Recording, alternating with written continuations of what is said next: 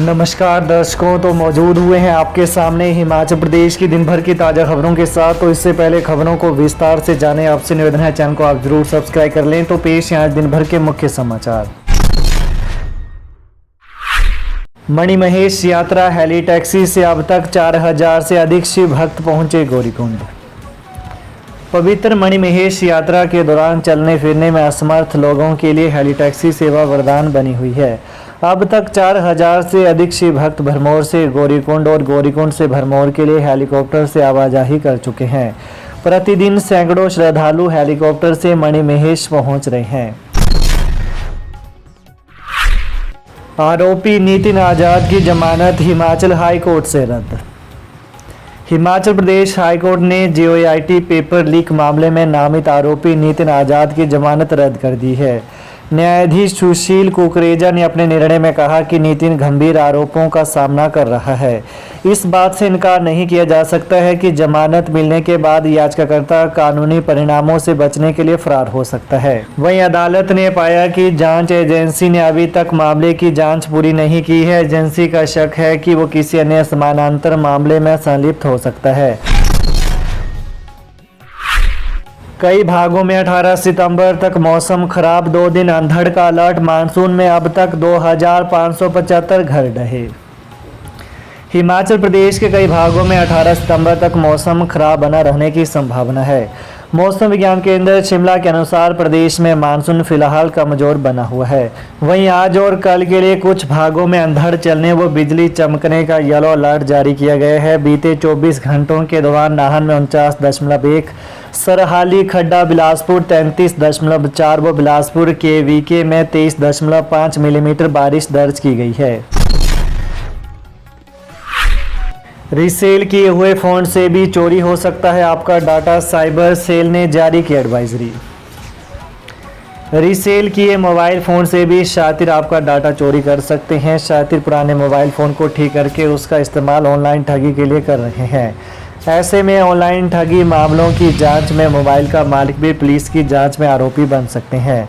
ग्रामीण क्षेत्रों के लोगों को साइबर ठगी से अनजान घरों में खराब पड़े फ़ोन कुछ पैसे कमाने के चक्कर में फ़ोन बेच देते हैं। शातिर खराब फ़ोन ठीक करके उसे एक्टिवेट कर देते हैं और मोबाइल एक्टिव करने के बाद उसे ऑनलाइन ठगी के लिए उपयोग कर रहे हैं। इसके अलावा मोबाइल फ़ोन की रिपेयर करवाते समय भी आपका डाटा लीक हो सकता है। साइबर ठगों से बचने के लिए साइबर सेल शिमला ने एडवाइजरी जारी की है। वहीं जब एंड्रॉयड फ़ोन की बात आती है तो उसमें से डाटा हटाने का अधिक सुरक्षित तरीका नहीं होता है। SFI और ABVP के कार्यकर्ता भिड़े, कई घायल, क्रॉस FIR दर्ज। हिमाचल प्रदेश विश्वविद्यालय में नया शैक्षणिक सत्र शुरू होने के साथ ही आज समरहिल चौक पर सुबह 8:15 बजे SFI और ABVP कार्यकर्ता आपस में भिड़ गई। इस घटना में ABVP के कई कार्यकर्ताओं को चोटें आई हैं। इन दोनों छात्र संगठनों ने एक दूसरे को जिम्मेदार ठहराते हुए हथियारों से हमला करने के गंभीर आरोप लगाए हैं। इस घटना के तुरंत बाद पुलिस और विश्वविद्यालय की सुरक्षा में तैनात जवान मौके पर पहुंचे और मामले को शांत करवाया। SFI और ABVP की शिकायत पर थाना बालूगंज में क्रॉस FIR दर्ज की गई। वहीं पुलिस के मुताबिक सुबह चौक पर दोनों संगठनों के कार्यकर्ताओं के बीच किसी बात को लेकर कहासुनी हुई और देखते ही देखते यह मारपीट में बदल गई। प्रियंका गांधी बोली, सेब पर आयात शुल्क घटा, बागवानों से अन्याय कर रही केंद्र सरकार। कांग्रेस राष्ट्रीय महासचिव प्रियंका गांधी ने कहा कि केंद्र सरकार ने अमेरिका से आयात होने वाले सेब पर आयात शुल्क 35 से घटाकर 15% करने का निर्णय लिया है। यह प्रदेश के बागवानों के साथ अन्याय है। कहा कि अब अमेरिका का सेब सस्ता मिलेगा और हिमाचल का सेब महंगा हो जाएगा। इससे यहाँ के सेब की खरीद भी कम हो जाएगी। प्रियंका ने केंद्र सरकार से इस शुल्क को दोबारा बढ़ाने की मांग उठाई है। इसके अलावा प्रियंका ने कहा कि हिमाचल में उनका घर है और वो यहाँ अपनों का दुख बांटने आई हैं। प्रदेश सरकार प्रभावितों की हर संभव मदद कर रही है। सड़कों, हाईवे और 4 लेन का नुकसान हुआ है, उसकी भरपाई करना केंद्र सरकार का दायित्व है। OPS के लिए शुरू हुई रथ यात्रा बिलासपुर पहुंची, पदाधिकारियों ने आगामी रणनीति पर की चर्चा। ओपीएस के लिए उत्तर भारत में शुरू हुई रथ यात्रा आज बिलासपुर पहुंची। अखिल भारतीय प्राथमिक शिक्षक संघ के राष्ट्रीय अध्यक्ष रामपाल ने कहा कि यदि 27 अक्टूबर तक केंद्र सरकार पुरानी पेंशन बहाल नहीं करेगी तो सभी कर्मचारी मिलकर भारत बंद करेंगे। इसके लिए सरकार जिम्मेवार होगी। उन्होंने कहा कि शिक्षक संघ कोई राजनीतिक संगठन नहीं है, अपने अधिकारों की लड़ाई लड़ रहा है। जो इस लड़ाई में उनका साथ देगा, चुनाव में वो उसका समर्थन करेंगे। देश भर में 4 यात्राएं शुरू की हैं। उन्होंने कहा कि पहली यात्रा कन्याकुमारी से, दूसरी गुवाहाटी से, तीसरी सोमनाथ और चौथी यात्रा अटारी बॉर्डर से शुरू हुई है। उनकी 3 मुख्य मांगे हैं। इसमें पुरानी पेंशन बहाली और एनपीएस को बंद करना मुख्य मांग है। जब एनपीएस को लॉन्च किया गया तो बताया गया कि यह बहुत बेहतर योजना है, लेकिन कर्मचारियों को भ्रमित किया गया। बलबीर वर्मा बोले, प्रियंका गांधी को 2 महीने बाद हिमाचल की आई याद। भाजपा प्रदेश प्रवक्ता और विधायक बलबीर वर्मा और विवेक शर्मा ने कहा कि शुक्र है कि कांग्रेस का कोई बड़ा नेता हिमाचल की सुध लेने तो आए। उन्होंने कहा कि भारी बरसात से हिमाचल प्रदेश में बड़ा नुकसान हुआ है। कहा कि 2 महीने बाद कांग्रेस के वरिष्ठ नेता प्रियंका गांधी को समय तो मिला कि वो हिमाचल आए। इसके लिए उनका वो धन्यवाद करते हैं, पर लगता है कि अभी तक कांग्रेस पार्टी के नेता सनातन धर्म पर हमला करने में व्यस्त थे, इसलिए उनको समय नहीं मिला। उन्होंने कहा कि कांग्रेस पार्टी ने सत्ता पाने के लिए अनेक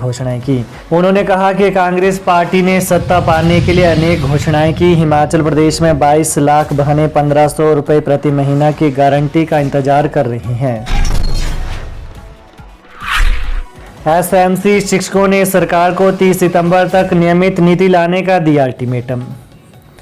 हिमाचल प्रदेश के सरकारी स्कूलों में एसएमसी के माध्यम से नियुक्त 2555 शिक्षकों ने 30 सितंबर तक उन्हें नियमित नीति में लाने का अल्टीमेटम दिया है।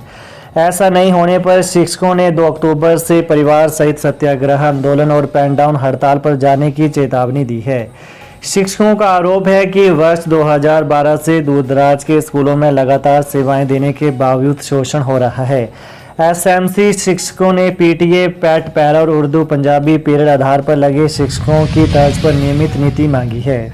वहीं आज राजधानी शिमला के प्रेस क्लब में प्रेस वार्ता में एसएमसी शिक्षक संघ के अध्यक्ष सुनील शर्मा, उपाध्यक्ष निर्मल ठाकुर, महासचिव बेलाराम वर्मा, सचिव वेद प्रकाश ठाकुर और सुरेश चौहान ने कहा कि संघ की ओर से शिक्षा सचिव को अल्टीमेटम दे दिया गया है। 30 सितंबर को 2 वर्ष का अनुबंध सेवाकाल पूरा करने वाले कर्मी होंगे नियमित।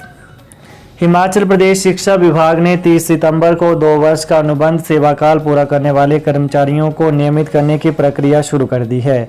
शिक्षा निदेशालय ने विभिन्न श्रेणियों के ऐसे कर्मचारियों का रिकॉर्ड एकत्रित करना शुरू कर दिया है। वहीं प्रदेश सरकार की ओर से वर्ष में 2 बार 31 मार्च और 30 सितंबर को 2 वर्ष का अनुबंध सेवाकाल पूरा करने वालों को नियमितीकरण किया जाता है। इसी कड़ी में शिक्षा विभाग ने नियमितीकरण की प्रक्रिया शुरू कर दी है। तो ये है दिन भर की प्रमुख खबरें। तो प्रदेश की ताजा खबरों को पाने के लिए कृपया करके चैनल को जरूर सब्सक्राइब करें। धन्यवाद। जय हिंद, जय हिमाचल। जिसे होगा ज्ञान वही करेगा समाधान। हम कहते नहीं करके दिखाते हैं। हमसे पहले काम करने वाले को मुंह मांगा इनाम। दुआ तवीजों द्वारा किया कराया। घर में खून के छींटे आना चंद मिनटों में खत्म। गृह क्लेश, काम कारोबार में बंदिश, मनचाही शादी में रुकावट, सौतन दुश्मन से छुटकारा, संतान का ना होना या होकर मर जाना, प्यार में धोखा खाए प्रेमी प्रेमिका, एक बार फोन अवश्य करें।